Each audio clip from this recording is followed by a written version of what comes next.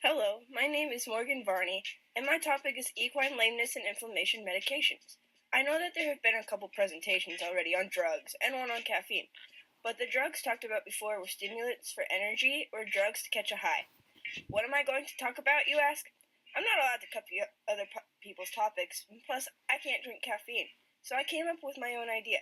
The type of drugs I'm going to talk about are lameness and anti-inflammatory drugs. These types of medications are used on our equine friends, some of which even live just up the road.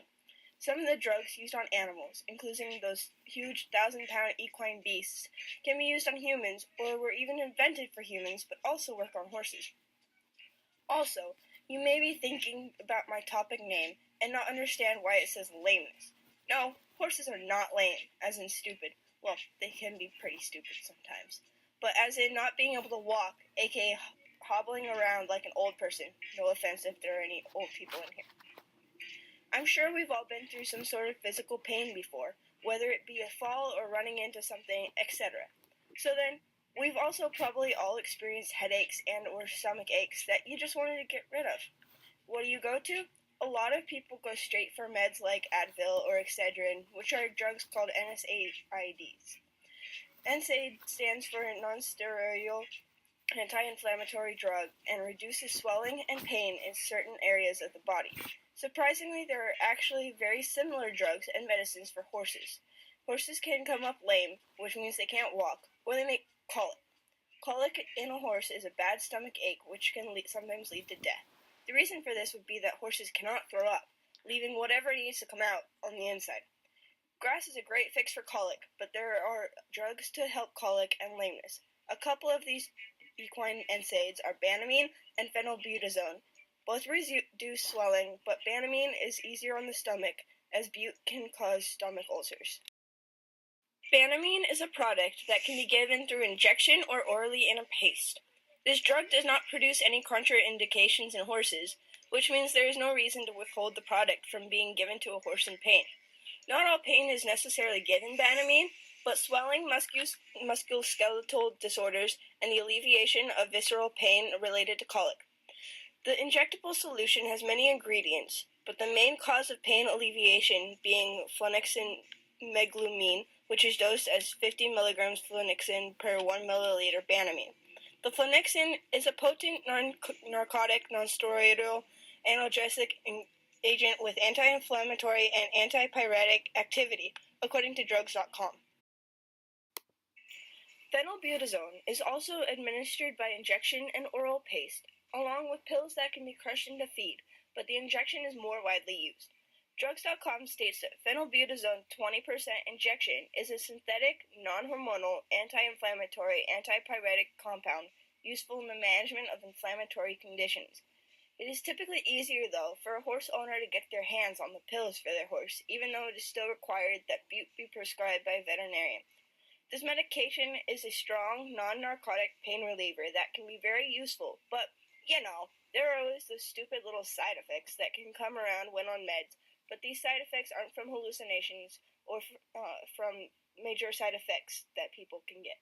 Due to being hard on a horse's stomach, it is better to use Banamine or natural resources such as supplements for pain relief, but bute can be effective, so many still use it. Because the horse has a somewhat fragile stomach, bute can cause the stomach ulcers, but other side effects include acute rheumatism, gout, which can cause arthritis, and various rheumatoid diseases. Now, due to other drugs similar to phenylbutazone, which have less or at least less severe side effects, bute is not widely distributed in the U.S., but is still used. Well, we recently learned about this in class, how to name an acid. So here's an acid that is a medicine also used in horses, teledronate disodium. And no, this ain't no LSD, so don't go off in your own little world thinking that. According to children.com, fractures, joint problems, laminitis, etc. are responsible for approximately 10% of horse deaths per year. I know laminitis is a new word, and you're probably asking, what the heck is that? But I'll touch on that later.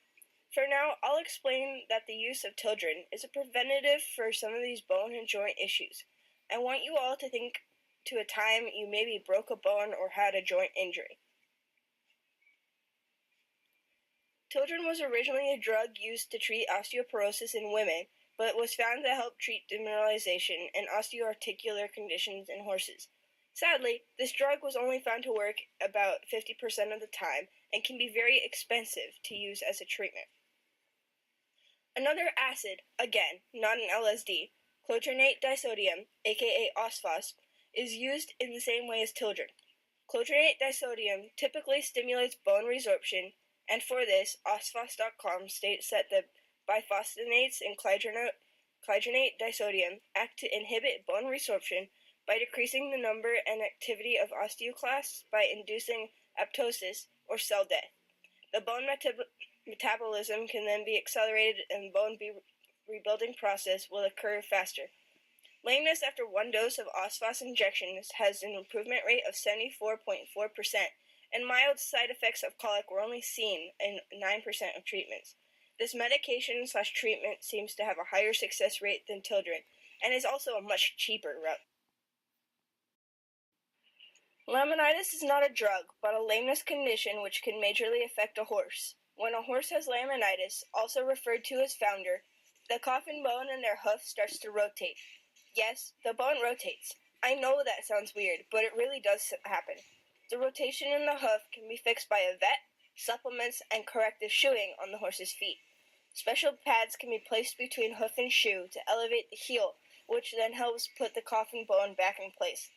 There are also preventative measures against this condition, such as feeding grains and hays that are not high in sugars and starches, maybe an Advil here and there. Wait, but Advil isn't an equine NSAID?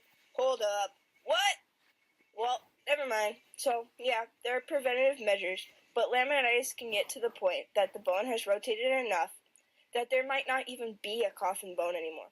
When the rotation is bad enough, the horse is in a lot of pain that not even Advil would cure, and therefore the horse is sadly put down and taken out of its misery.